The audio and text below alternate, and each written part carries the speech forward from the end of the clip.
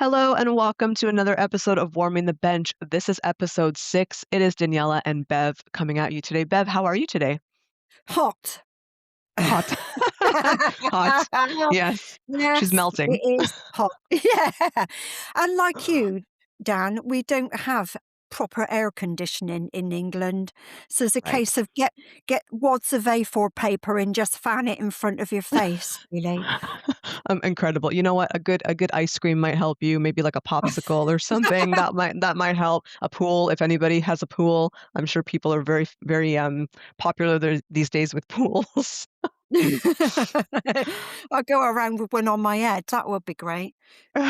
Incredible. Well, thank you guys for joining us again today. Obviously, we love having your support.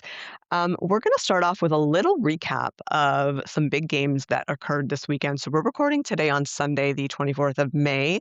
And Bev, yesterday there were two really big games on the 23rd. Let's speak about the first one, the WSL promotion and relegation playoff game between Leicester City and Charlton Athletic. What was your thoughts on the game? Well, to be honest with you, as a fan of the women's game rather than one particular club, i.e. Leicester or Charlton Athletic, I kept switching. I felt Hmm. very sorry for Leicester. Then I thought, Hmm. well, I don't know. Charlton Athletic, go for it, go for it. Maybe you can, jump up to the WSL.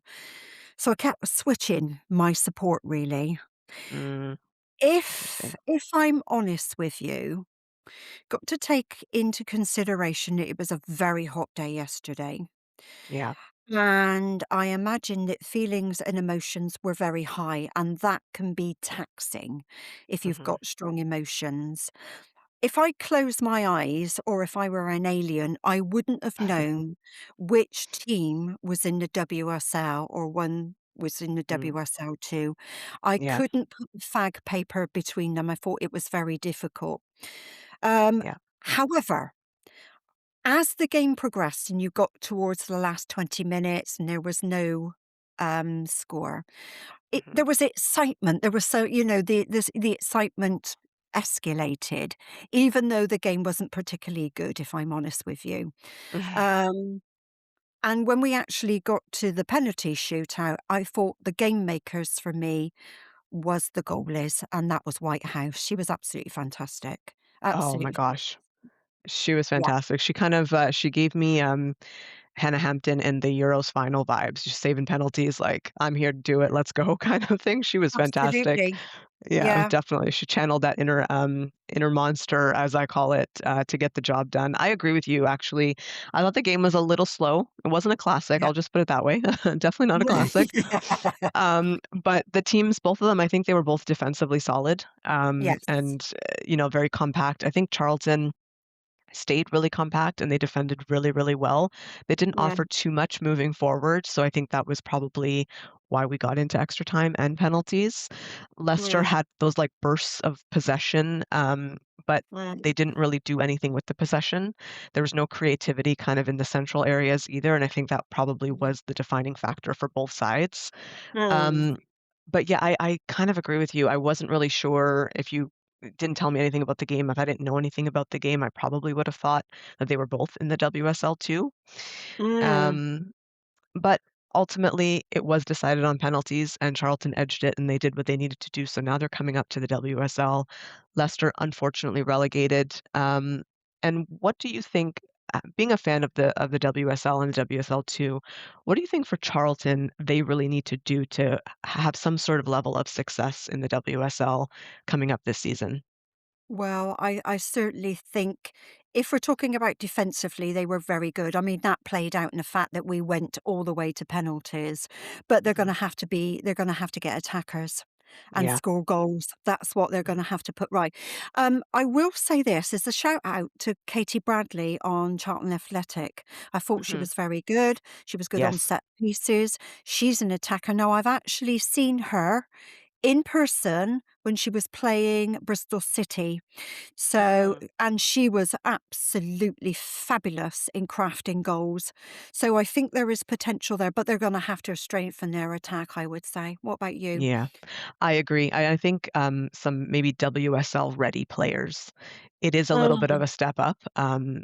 not to say that the players on any WSL2 team can't compete in the top flight. Of course they can, but I think having a few people on your squad that have that experience already and know what you're going to be coming up against, Mm, especially as the league, it seems like it's going through a transition, and a lot of teams are going to be looking to strengthen and really build up. That those games are going to get a lot more difficult. I think if you think back to Crystal Palace 2 seasons ago coming up, they really struggled and they, were relegated, unfortunately, at the end of the first season that they had come up in, and not having a lot of that experience. Some experienced heads for sure would be great, just to offer that stability across the line.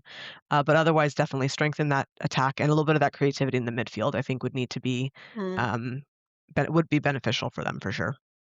I absolutely agree with you. So we've got Charlton Athletic, we've got Mhm. Birmingham, and we have, is it Crystal Palace has gone up as well? Crystal Palace, yeah. So what's your predictions? Where do you think this time next year they will be? Do you think they might be a one-hit wonder that you know, they're at the bottom of the league this time next year, one of them might have to have a playoff? Or Mhm. do you see that some of them might progress further down the WSL? I think it's so hard to call because, statistically or historically, you would probably think one of them might be at the bottom next season. Yeah. But that also depends on what the teams in the WSL this season do. And if you look at towards the bottom of the table, what does that look like for them moving into the next season? Are they going to have the investment? And I think that's going to be a big thing for all three of the newly Yes. promoted teams is what does their investment look like? Are they committed to having players who know how to play in the top flight against some of the best players in the world? And so if they can get a little bit of that piece together, they might have a shot. I don't think it's going to be easy by any stretch. Mm, But I think somebody like a Birmingham, if they invest a little wisely this summer, I think they could be disruptors to the league. I'm not going to say that they're going to land top of the table or near the top, but they could definitely be that team that is a bogey for some, especially if you look mm, at mid table. mm. But I would probably argue that you might have one of those teams towards the bottom and unfortunately, potentially fighting relegation again in a year's time.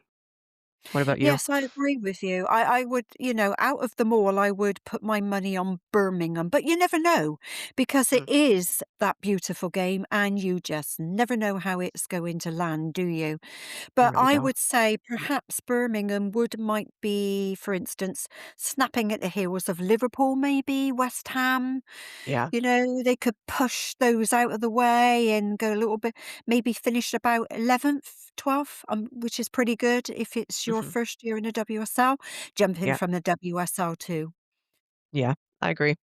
I agree. Definitely something to keep an eye on, as the summer transfer window will open in June. So that's the 18th of June is the transfer window will open. And there will Mm, be lots of rumors and so forth moving forward between now and then and for the month that it is open. So definitely keep an eye on that. The second big game of the weekend, Bev, was the UEFA Women's Champions League, which took place in Oslo, Norway.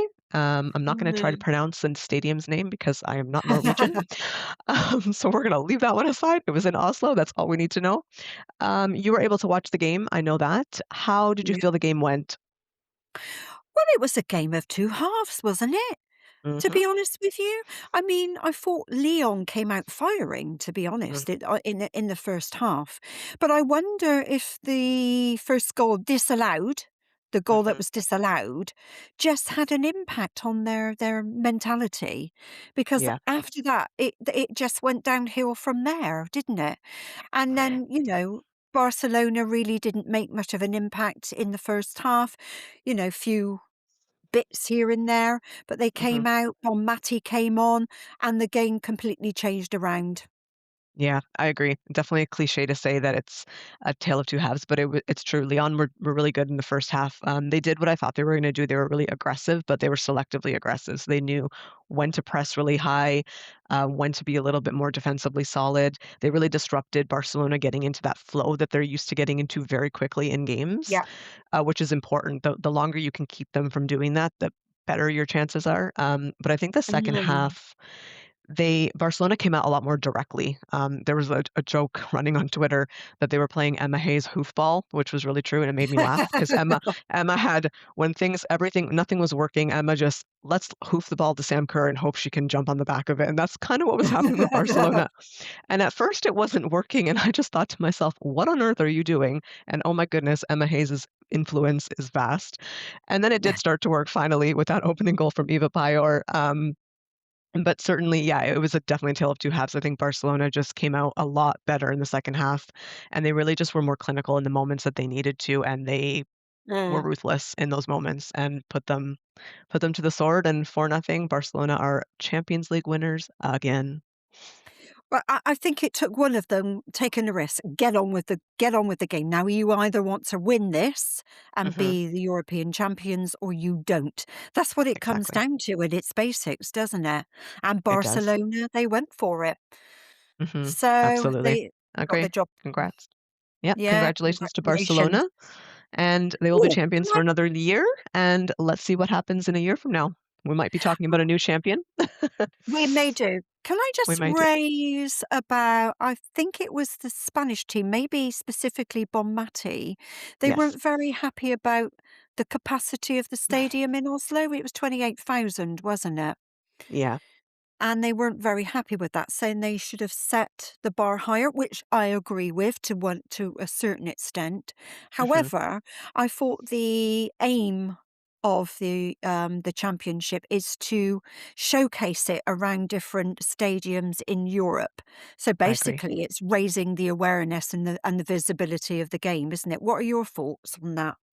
Yeah, I agree. I think when the stadium was announced over a year ago, it was a little disappointing because the previous ones have been quite larger. They've played in Mm, Turin Stadium. They've played in Portugal, and a lot bigger. There's the Aviva is potentially coming up for in 2030 or 2031. Dublin has a bid mm, for that one, so that will be another big stadium. So from that perspective, I completely agree and understand. However, as you said, there are fans all over the world, and because this is a European championship, obviously it's limited to Europe. But if you're always keeping it in the western or the southern part of Europe, that kind of negates all those fans that are up top in yeah, the eastern parts or in the northern parts, and they deserve to have that in their state as and their country as well. Excuse me.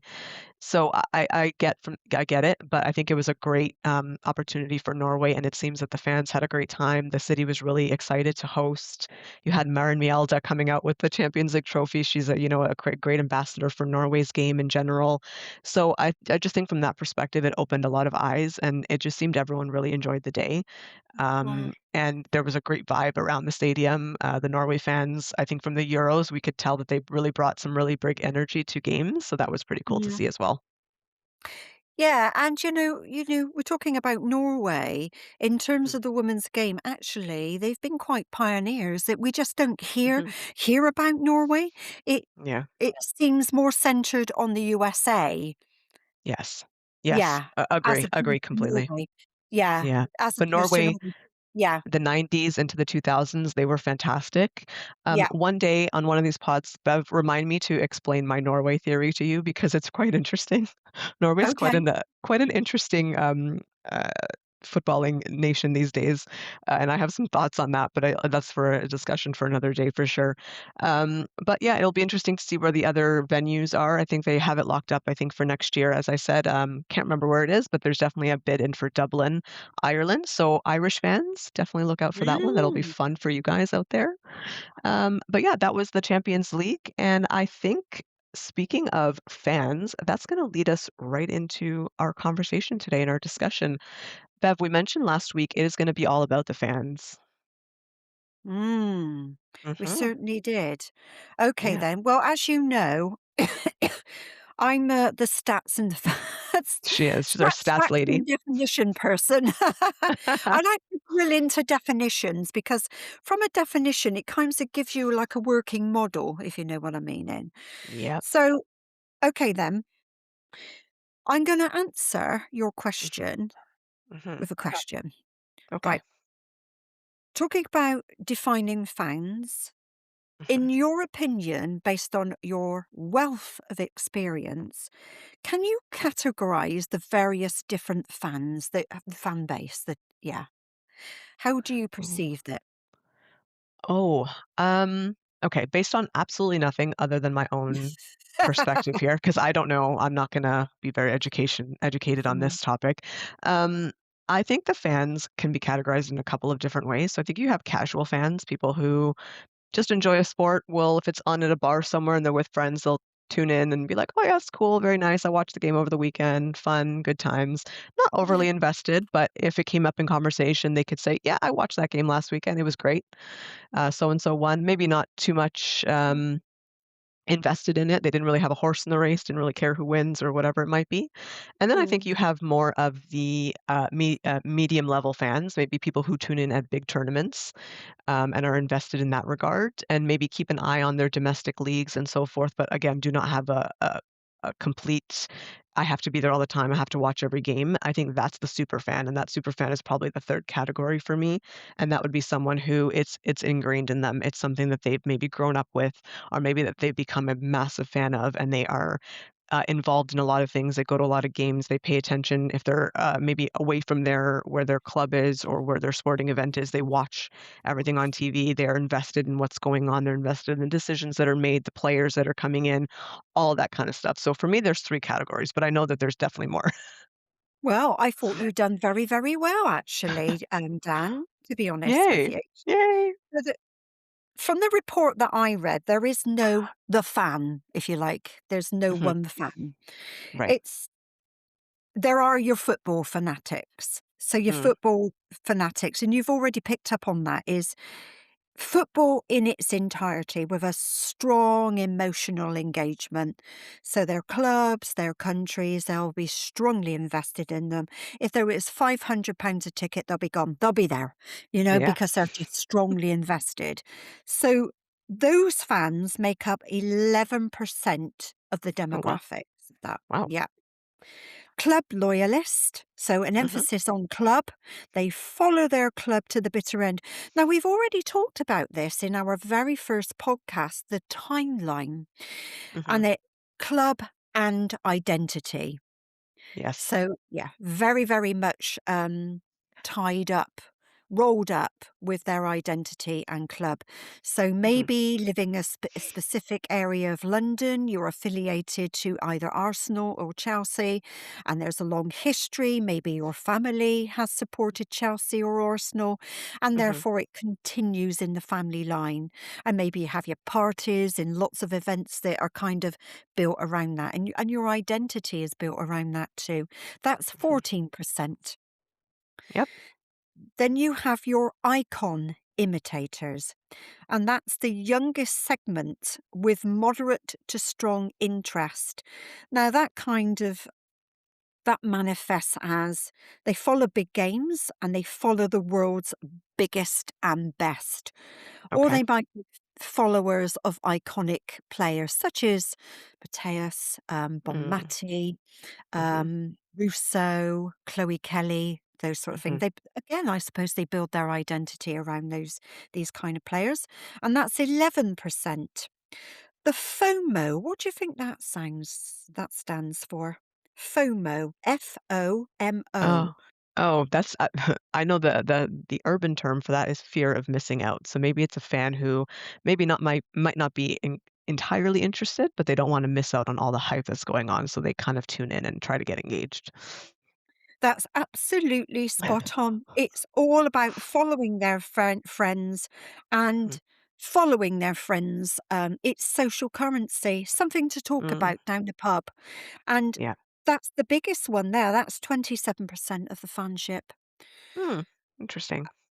And then your main eventers. So they're moderate fans, they're less bothered by resorts, and they're more interested in the event or might more likely to be older and female. And Mm. that's 19%. And then your tagalongs, that's your lightest football fans with low emotional and intellectual support within the game. And Wow. that's 19% as well. So if you Mm. can consider that, tagalongs. So you've got something with this a little bit fair weather. So Mm, if things change, and I'm thinking about specifically relating to the women's game, yes. these fair weather fans could disappear within 5 years or even less. Mhm. Mhm. Yeah, I can see that happening, Mm. especially with the growth of the game right now. It's almost become a little trendy to be a women's football or soccer fan, depending on where you are in the world and what you call it.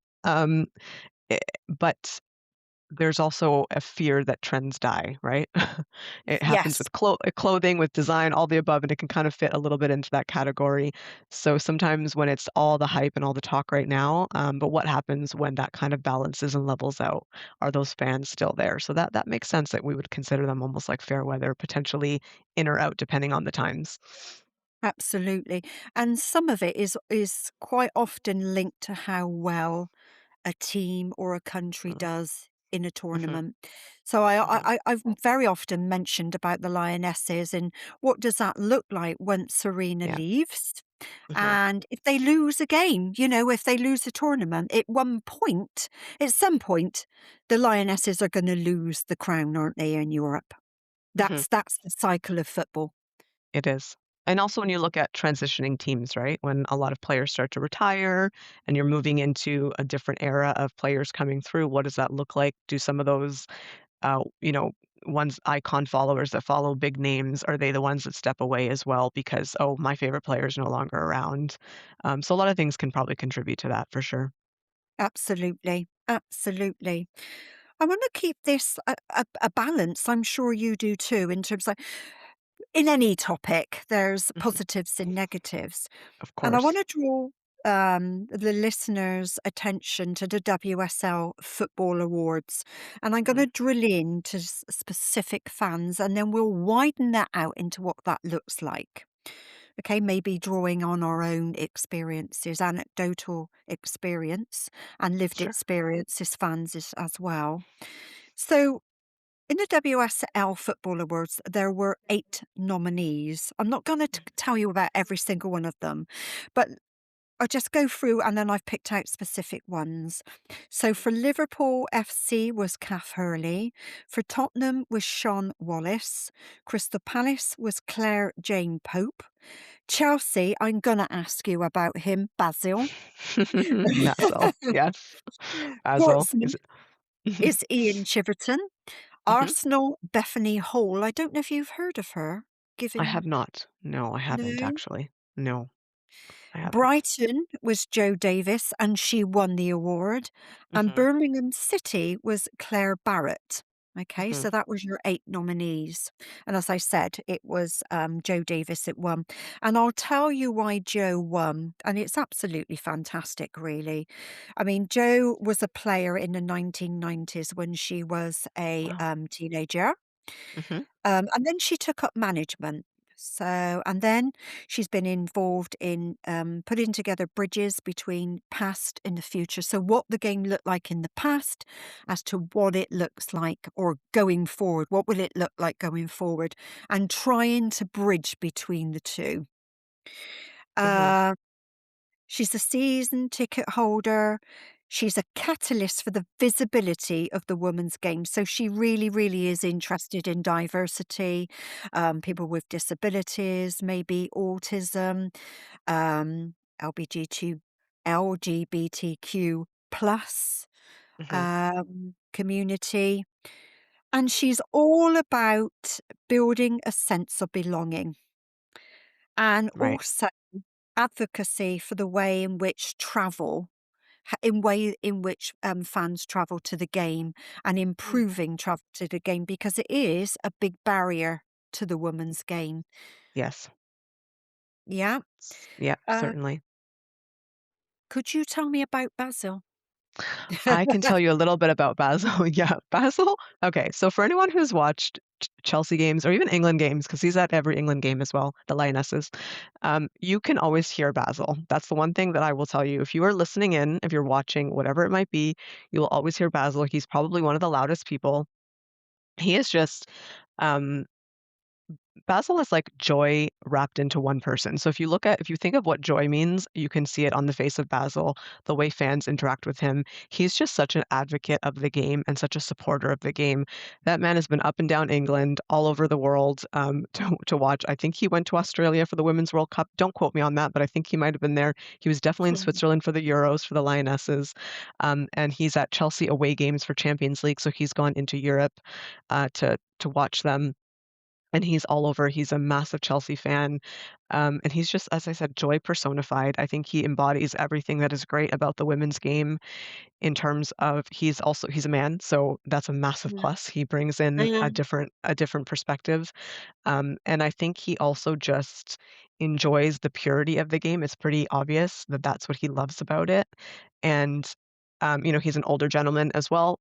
He's very open to the fact that the game is very diverse in all different ways that you mentioned, race, sexuality, all the above, and he Yeah. almost has his own little, fan supporters club now. If you go to any Chelsea game and you see Basil, he has people lining up to take pictures with him because he's just such a wonderful person and a wonderful supporter, of these women in Chelsea, of the Lionesses, and really just embodies, I think, what a great fan is, and also you can tell he really just wants the game to grow as well, and that's incredible to see. Well, I always know, Basil's around because I can hear, "Chelsea! Yeah. Chelsea! Chelsea, Chelsea!" Always. He's the loudest person in there, granted. Does he actually, is he a member of any Chelsea supporters groups? I think he is. I'm not sure if he's online. I know his wife is in our Chelsea supporters group, Yeah. and she sometimes has commented, and when people take pictures, their kids go and take pictures, they'll drop them in the group, and she'll say, "Oh, thank you for sharing these, like, we really appreciate it." I know he has a really close relationship to Millie as well, Millie Bright, so he Oh, was quite, sad to see her go as well. She's given him little gifts, over the years just for being such a supporter of the club and of the game as well. But yeah, certainly, if anybody ever watches a Chelsea game and you hear someone screaming in the background, that's Basil for sure. So, when we look at the 6 definitions that I've given, let's Mhm, start to kind of widen this out now, and where would you put yourself, and how would you say on your timeline when we go back to the first episode, mhm. how that has changed, how that has evolved for you? I think currently, I'm gonna start at the current stage, I'm gonna work backwards. I think currently, I wouldn't necessarily call myself a fanatic, um, because accessibility is still a thing. So obviously I'm in another part of the world. I can't exactly jump Mhm, on the plane to go watch every Chelsea game possible. So that's not happening. mhm. But I would definitely what's the one just down from Fanatic? Loyalist? Club loyalist? I would say that, and that's really bizarre to say from someone who's not in England or grew up, living there or anything like that, but I've definitely over the years and being a Chelsea fan for many years now, through my own family, and that's so funny because we used to watch all sorts of football. That's how I became a fan of this club specifically. So I would be more of a loyalist, but not crossing into that fanatic, zone. And then from a national team perspective, having the culture that I came from, I think it started out as more of that first tier, like casual as a kid because you're a kid and you don't really know any different. And then as Mm, time went on, it definitely, I would say tier 3, tier 4. As a teenager, maybe I didn't want to miss out too much because it was the really fun thing to do. And again, this is my early days was as we both discussed more in the men's game, of course, but I definitely would consider myself more of a loyalist now from a national team perspective and a club perspective in the women's game for sure. yeah, yeah. Yeah. I think I would tend to yeah, kind of follow you in a Hmm. sense. I mean, I am quite a club loyalist. I do Yeah. follow Bristol City, and I'm very interested in what they Hmm. do. Yeah. Um, I'm particularly interested in Man City, Hmm. because, the club is just absolutely stacked, and my favourite lioness is there, which is Lauren Hemp. Yes. Um, I can identify with lots of aspects of One. each category, if you like, and I'm Hmm. certainly a main eventer. I mean, when the major tournaments come around, Yes. even though I don't follow the men's game, particularly anymore, I Mm. will watch the World Cup because it's England and that's my Yep. country. Yeah. Yeah, I should be flying a flag like everyone else will be flying the flags for their own countries. Of course I will. Mhm. So, Yeah, that but makes I sense. think, yeah, I can identify with lots of different aspects of each group, to be honest with you. Mhm. I think if you speak to any fan, and it would be really interesting if we had another fan on here. I don't feel that that's particularly different from most experiences, because if you think of the kind of evolution of a sports fan, let's say you're exposed to sport when you're a child, right?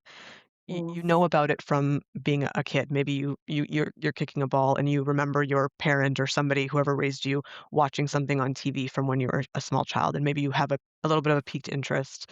And then you maybe started seeing tournaments on TV, or maybe you attended tournaments if you had the opportunity to do so, and that was kind of those main event things.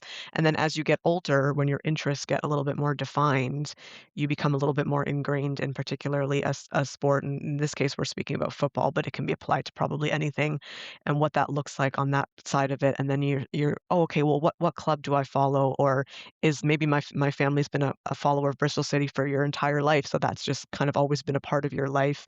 And Yeah. as you've gotten older, it's been a little bit more ingrained in you as your interests have grown too. So I don't think it's a particularly different experience. I think we probably could find ourselves in all of those levels of fandom for sure. Absolutely, and depending what's going on as well, Mhm, what major event is going on. mhm. So definitely. Should we look at the barriers to the game? What Oh, y yeah. it's all in terms of the women's game, we said Mhm, it's quite different. So we know from our topic of structures and mhm. how it is very different from the men's game, not just in terms of physicality and the tactics and the skills, but we're talking on a structural level and infrastructural level as well. What do you Yes. see as some of the barriers to the game? One of the things I just start off is safety in the stadium. Mhm. One of the big differences between the women's game is how safe the fans feel within stadiums. So they're Yes. very likely to attend on their own. They don't need a friend. You Mhm, can just turn up at the stadium and feel very comfortable just to chat or to join somebody they've never met before, and then to leave as friends and keep in contact and go to another game together going forward. What are your mhm. thoughts? Yeah, completely, and that's how I started going to women's games. I've gone by myself, I've gone with people, I've been over to England a handful of times to watch Chelsea games. Sometimes, again, I've been on my own, sometimes I've been with supporters group or been with, friends or family. So it really just depends, and that safety is definitely there.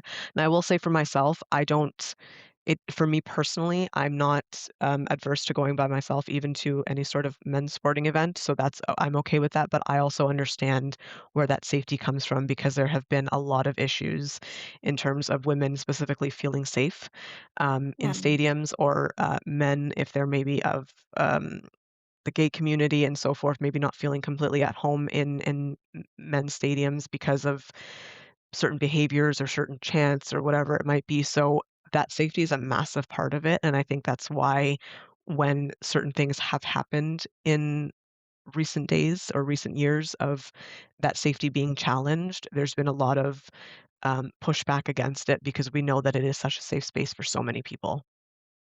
absolutely. I was reading a number of reports about women that had been to men's game, and they Mhm. reported on sexist chants, sexist comments, that Mhm. they really did feel unsafe. In fact, they felt they wanted to get out of the stadium very Yeah. quickly. It was just And not a great place to be.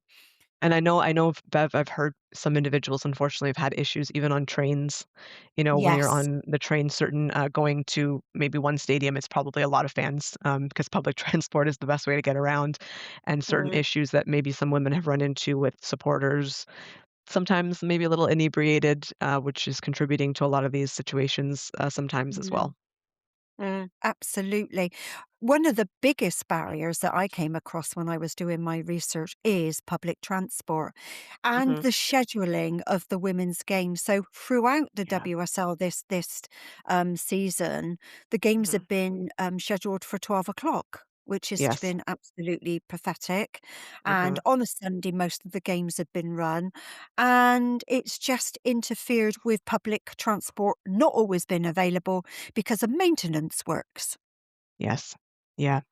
You know what? That's a big part, and that's a huge thing, and, I like single day, single time kickoffs for the last game of the year, because that's the way it should be.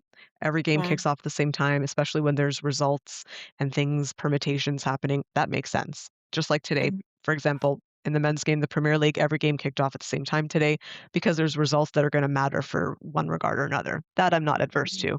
But I think in Oh, terms of schedules, having those games spread out on a Friday, Saturday, and Sunday, when the WSL was doing that, and granted, there've been a couple of times this season where you've had, like, a Friday game or a Saturday game, but the majority of them are on Sunday, and there's nothing wrong with them being on Sunday, but spread them out.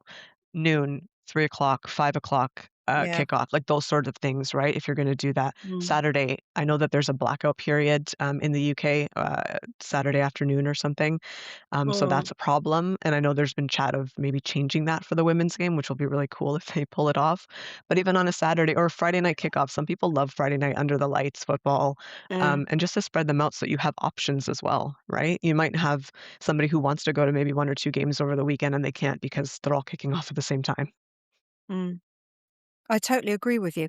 And I mean, the last WSL games last week Mhm. overlapped with the FA Cup Yeah. final. Yeah, Yes. all along it had been 12 o'clock scheduling, and then they were there at 3 o'clock, and you think, "Hang on." No, they Mhm. didn't start at 3 o'clock, but they overlapped with the FA Cup, didn't it? And you thought, "Oh, Yeah. gee, why?" You know? Mhm. And I mean, if Why? they got these things sorted out Mhm. and they looked at their transport because there are a huge chunk of fans, and you see it on the social media. Is anybody putting on a coach so we can get down there? And safety is dealt with, transport is dealt with by putting on a coach. Would you Mhm. not say? It's just simple, isn't it? Absolutely. Yeah, agree completely. And and while that is fantastic, it would be great if there were other options too, right? Yeah. To make so that that doesn't have to happen. And if you just, oh, I need to take the train 10 minutes to go to a game because it's at Friday at 8 p.m. and that works the best for me, that makes the Yeah. most sense. And then that's how you're going to draw in a lot more, um, draw in a lot more viewers as well, and in stadium viewers, excuse me, because when you're looking at the growth of the game in terms of fandom, you need to appeal to different groups of individuals, and not everyone's gonna have a 12 PM kickoff on a Sunday as their preferred time to do something, right? Absolutely. I mean, it did, again, with my research, it said it made planning very difficult for those that were disabled because if you're Mhm. jumping around from stadium to Yes. stadium, what does Mhm. that look like for somebody in a wheelchair that may Mm. need an assistant or PA to be with them? That's Yes. not easy. And it also is very expensive, isn't it?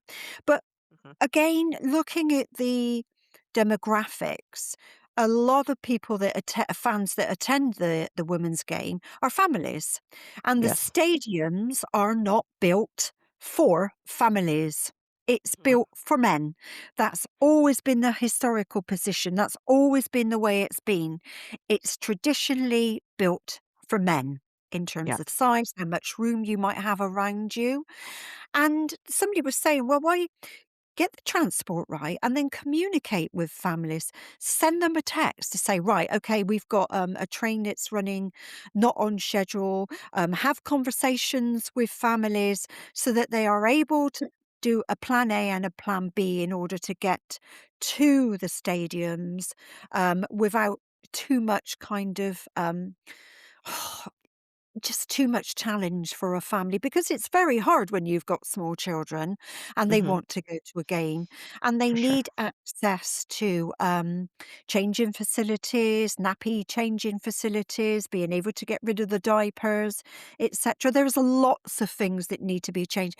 And that is why I'm so pleased to see that Brighton and Hove Albion have got a purpose-built stadium Yeah. coming in the pipeline. I agree, and I think that's where the scheduling kinda comes into it as well.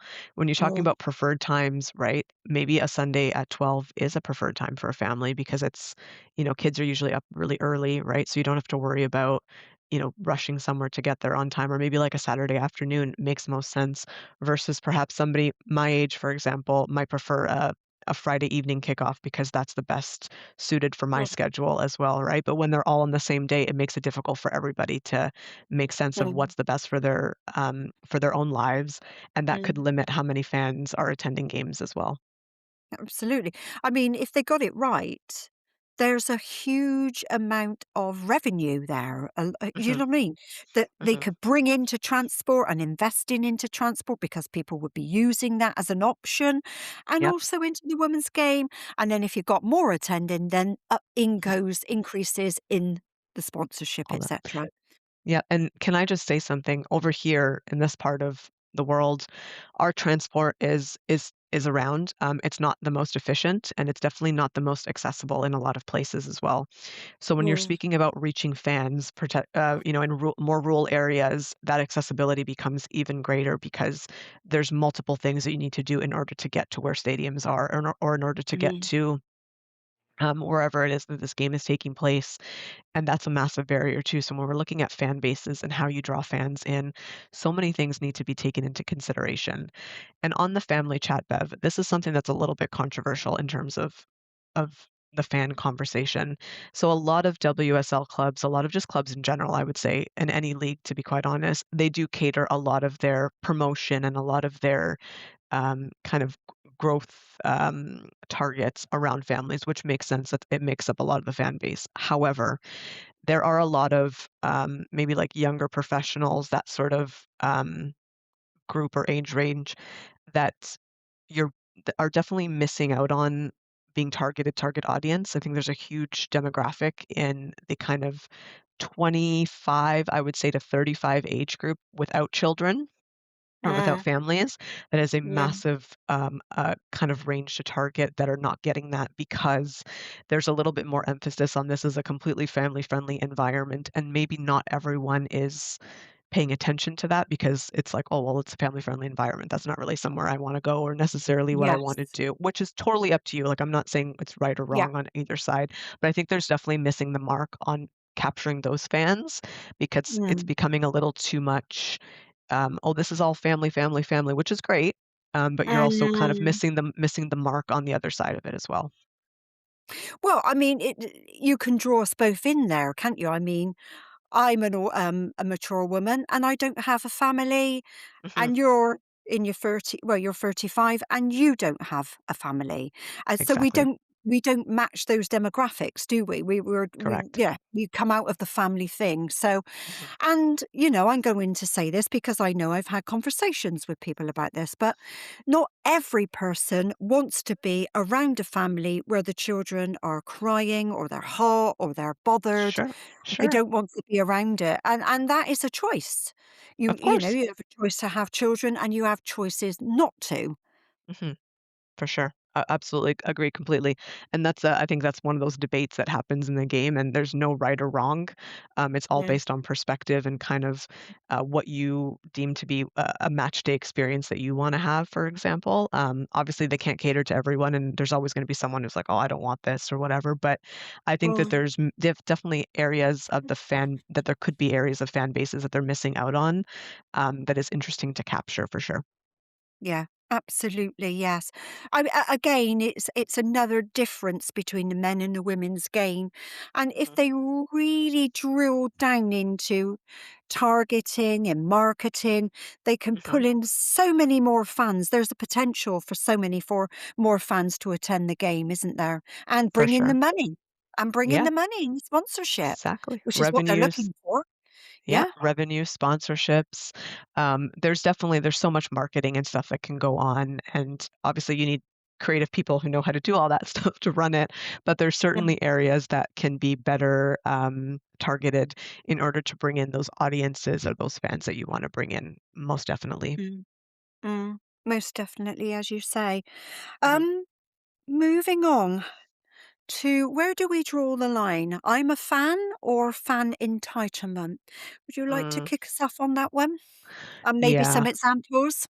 Yeah, definitely. I think, so Bev and I have had this conversation a few times off air, and with the growth of the women's game, when the game was first a little bit more in its infancy, I would say, and it's always been around, but I would say more professional infancy, there was definitely a smaller fan base. So with a smaller fan base, it's a little bit more of an intimate experience, right? You have smaller stadiums. If I think of Kings Meadow, for example, smaller stadium, very, very small. You're basically almost on the pitch with the players. That's how close the fans are.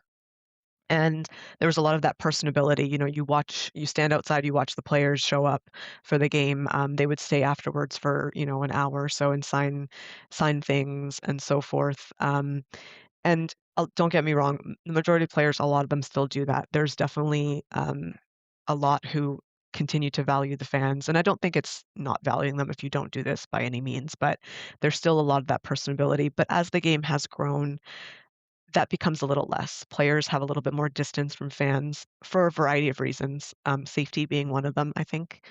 And Mm, there's also this a little bit of entitlement, I think, with the fan base that if they're not doing those things, if they're not staying for an hour and signing something, if they're not giving their boots away to these kids or whatever it might be, that mm, that doesn't make them a good player anymore, and they're not really, yeah, again, they don't value the fans, and that's not the case because I think for so long women have been told and women players have been told, you should be really thankful for what's here and what's there," and that's yeah, fine, but there's so much more expectation and demand on these players. There's also things they need to do after games. They need to get into their recovery, they need to eat something. There's, so many mhm, things for their body that they need to do, and that delays them, and I'm sure they're very happy to sign autographs, but there definitely is an entitlement that, "Oh, if they're not doing this, then we're not gonna go to the games anymore." And that level of entitlement is definitely something we need to definitely draw the line at. You can be a big fan of someone and know that they do not owe you anything when the game is over, to be quite honest. I see that as a narrative that is ref reflective of wider society. Mhm. So it people are moving the bar up very high Yes. to levels that are just silly, silly levels, Mhm. and pushing women, first and Mhm. foremost, they are women, but they are Mhm. women football players, into certain categories again. Yes. This is what I expect from you as a woman, I think it is the message I take away from it. Mhm. As a woman, you are expected to be nurturing and caring, and if you've not Yes. s if you've overlooked my child because they've got, a cardboard sign up saying, "I love you so and so," and you've Mhm. passed by them, Mhm. because basically you've only got 10 minutes and you need to be in the ice bath and cooling down and decompressing and all the rest of it. You need to get on the coach and you need to go off to your next event for the following day or whatever. Mhm. Then as you say, well, I'm not going to support them anymore. And it's so fickle. And there is that kind of fan out there. And Yep. it is also related what we've already said, the family, where the Mhm. children are absolute fanatics, or so it's been presented, Mhm. absolute fanatics of certain players, like Chloe Kelly is one of them. They come at the top of the list, don't they? Mhm.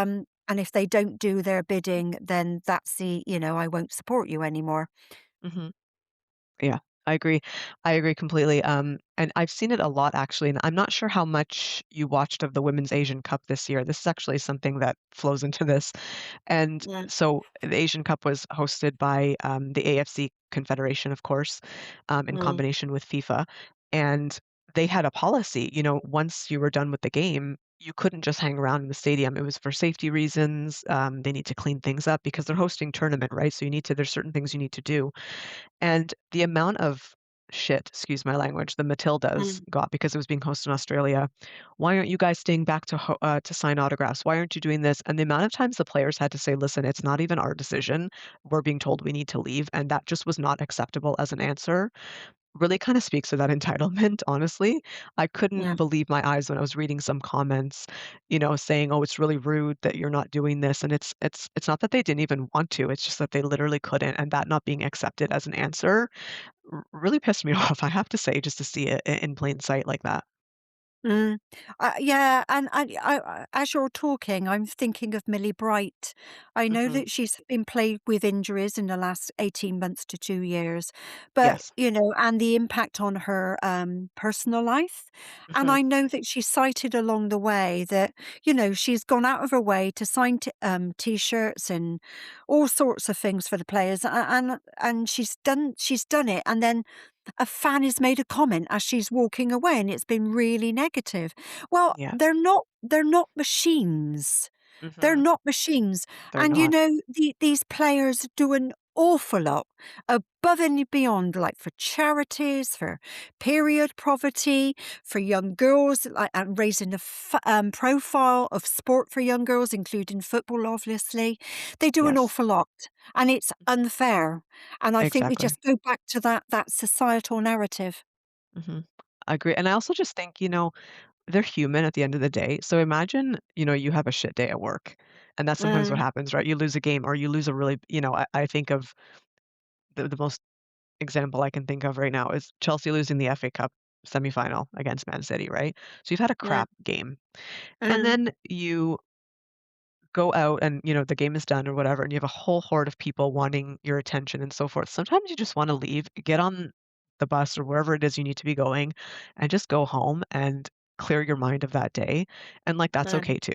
We all have crappy mhm. days, and it's totally okay if you just say, "You know what? I can't deal with this right now. I really just need to go and for my own mental wellness and just overall recovery, I just need to be gone with this and be done with this right now," and that's okay, and I think there needs to be an understanding that while this is really nice that they can sign something or they can be available to you, they don't need to be and they're not obligated to be available to people. And having that distance is just going to become a lot more normalized as the game continues to grow too. Yes, I totally agree with you, and again, I've seen on social groups where, like, people that follow the Lionesses or Chelsea or Arsenal, whatever, and they'll say, "We came to see you, and you didn't sign my daughter's shirt," and I la la la, la, and there's a whole discourse around it, Yeah. and you think, "Good grief!" Now I can remember when the Lionesses came back from having won the Euros, and the aviators and the FA specifically said, "Don't turn up at the airport." I think it was Southport. Was it Southport? I can't remember. I can't remember the name of the airport. Mhm. There's gonna be limited space available and car Yeah. parking's gonna be very difficult. Basically, please don't do it, and they did. They turned up. And, Yeah. the aircraft wasn't on time, they were running behind, they had to get to Downing Street, so everything was such a squeeze for them. Then they got Yeah. stuck in the London traffic, so they were on a very tight deadline, Of to get course. to Downing Street because they weren't gonna hang around all day and all night for them. Of course. So and yet, they walked through, they did their best. I can remember Jill Scott Hmm. coming out in advance of the Lionesses, and she came out. I saw her. The cameras were panned on her, and she had her pen, and she was, signing autographs left, right, and centre. Yeah. She was clearing the way, if you Hmm. like, because she knew that they would be on a tight schedule, Hmm. Yeah. and I know. that was yeah, Yeah. And go I for think, it. you know what it is, Bev, also? Unfortunately, the game is at a place right now where they can't just be players of the game. They're expected to be advocates and Yeah, business people of growing the game as well. And you hope that it gets to a point where future generations don't have to worry about putting in all the extra work outside of the football pitch to do that. mm, And so a lot of them will still continue to do these things. They'll continue to show up at events. They'll continue to have that personalized engagement with fans because they feel an obligation to have the game continue to grow and continue to grow. And I think there is still that fear that if we don't do all these things, we talk about those fickle fans that are just going to fade away. They're going to say, well, whatever, if we don't keep eyes on this, it's going to disappear because that for yeah, so long it has been unfortunately that way. And so there's a level of that too that players can't just be players. They have to do all the other things on top of that, which is yeah, exhausting. But yeah, it definitely has bled into a lot of that entitlement. And I don't fault any player who says, you know what, it's not for, I can't do this today, or I'm choosing not to do this today because at the end of it, they've given 90 to 120 minutes, depending on the type of game on the pitch, and they've hopefully delivered their best, and that should be accepted at the end of it. Mm. I mean, you know, you can still see at the end of, a game or like Mhm, a big tournament, for example, the Euros last year. And you know, the lionesses, you still see some of the individual lionesses will mhm. go into the stands and they will Of sign course. the give away the even give away their lovely boots. You know, you think, my God, you know, those Mhm. boots are very expensive that they're giving away. Yeah, And sometimes these kids don't even say thank you. I know. I know. And that's a problem too, right? It's this it's being taught this behavior is being taught that this is Yeah. acceptable and this is an acceptable way to request something or ask for something. Listen, if a player wants to give something away, that's lovely, but it should never be at the you should be giving these things away. It should just be, oh, that little kid's really adorable. Let me give them my boots, even though they didn't ask for it. And that's nice. Mm. But I think there is definitely a level of you should demand this from players. And unfortunately, a lot of them do still feel obligated to show up in those ways when they really don't need to be.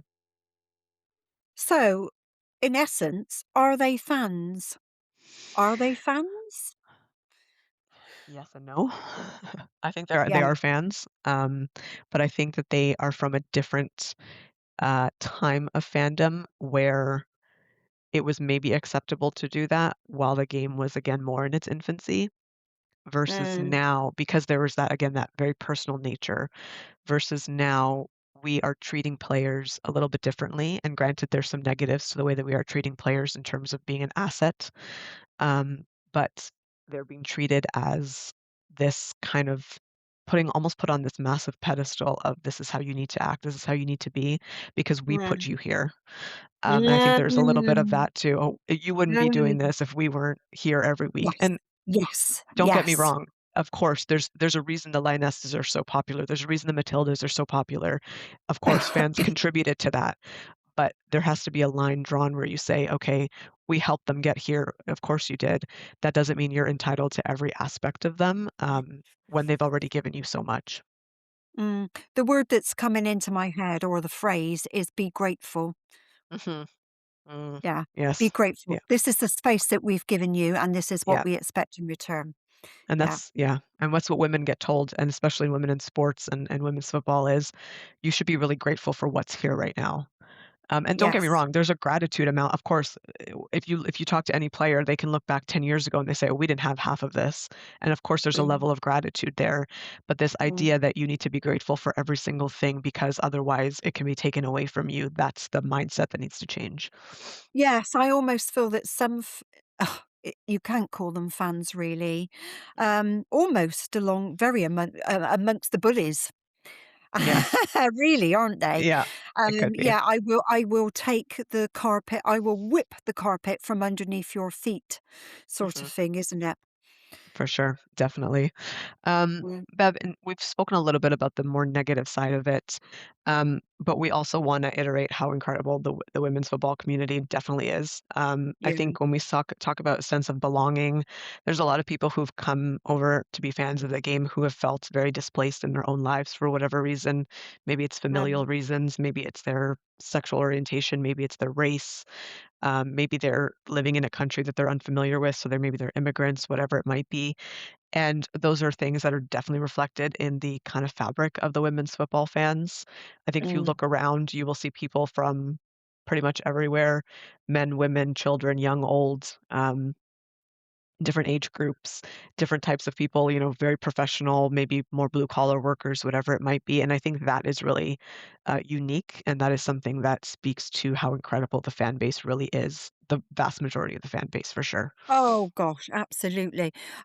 Yeah, you identify that a lot of people have been on the margins, Hmm. and women's football have, you know, chimed a bell with a lot of the individual fans is that you've been marginalised on some because of your sexuality, because you're a single woman, Hmm. and familial problems or issues, lots of things, and can identify with the women footballers.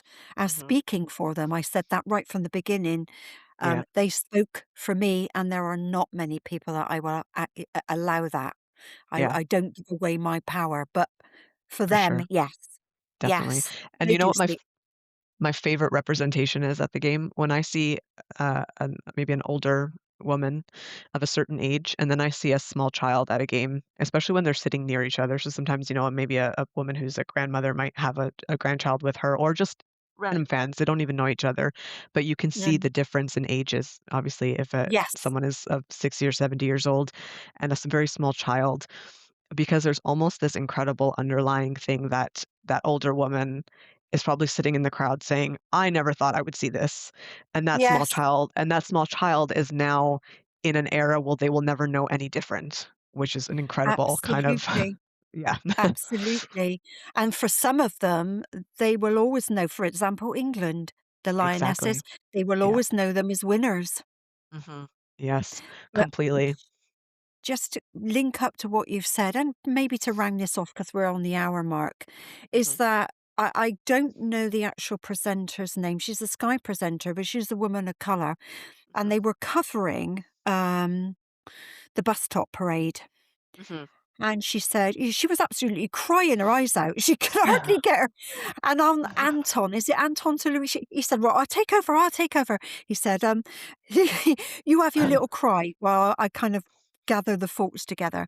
And she gathered her thoughts together and she said, "Well, just look." And the camera, she said, "Just look.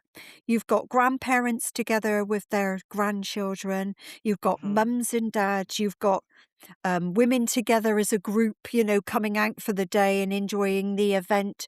You've got dads with their daughters, you've got dads with their sons, and right across the board, this huge dynamic in demographic. yeah. And that, to me, summed up the women's game. Completely. It's really incredible, and that's why I think the more that the game grows, you hope that that maintains itself because it really is a pretty unique thing in sport in general, honestly. I don't think you can go to any Yeah, other sporting event and have that maybe like Olympics or something, but that's yeah. every 4 years type of specialized event. But in terms of domestic things that happen on a weekly basis every year, it is very unique from a sporting perspective to see how the women's game has such a vast amount of fans from all different types of Mm, backgrounds, which makes it mm. so beautiful because it is such a global game and you want your fan base to represent your greater community. And every community has people from everywhere and of all different ages and so forth and whatnot. So it really is a beautiful thing It is, absolutely. And on that note, on that note. shall we conclude? We should conclude. We absolutely should conclude. So actually, Bev, last week I mentioned that at the end of every episode, we're going to just ask some funny little question. And my question today is really on brand with what we were talking about. It is a very quick, a little rundown of how this is going to work. I'm just going to ask one question. We're both going to answer. If you want to explain it, you can. You don't have to, and there's no debating it. Okay.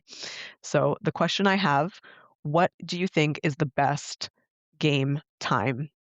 Evening, afternoon, 12 PM, Friday, Saturday, or Sunday. You go. Wow. Well, given what we've been discussing, I suppose it depends on the individual person and what their needs and wants are. As you said, a younger person, younger professional with no children might want to go on a Friday night or a Mhm, Friday evening. mhm, Maybe somebody like myself, no children, but a mature woman. What would suit me might be a Sunday afternoon or a Saturday afternoon. So I guess it beautiful. depends very much on but I think it being staggered with Mhm, choices would be good. perfect, I agree. Personal choice, I would prefer Friday night under the lights or Saturday afternoon. So, we would actually like to hear from you all listening in as well. What do you like in terms of timing for games? What is your preferred choice? Let us know, okay? And please Yeah. give us your comments. Right. Shall we say what the topic is for next week? Yes, ma'am, you go for it. Yes, ma'am. Here we go then. And the topic is, and please, please, please, please do comment. Please engage with us. Mhm, Okay, maybe don't always feel comfortable doing that, but you can always get in contact with us, um, anyway, confidentially, or yeah, anyway, yeah, whatever way feels comfortable for you. But the for sure. topic for next week is characters and controversies. So that's Ooh, characters and controversies. Oh, it's I gonna can be think of a few. definitely. Oh, there's quite a bit of characters in the game, that's for sure. Yeah. Thank you so much, everyone, for joining us this week. I hope you enjoyed. As Bev mentioned, give us your thoughts, give us your comments, even a little, hey guys, you guys are doing a great job. We'd love to hear any of it, whatever it might be. And Bev, thank you again for spending your hour with me today. Thank you very much indeed. Thank you, everyone. See ya. Bye.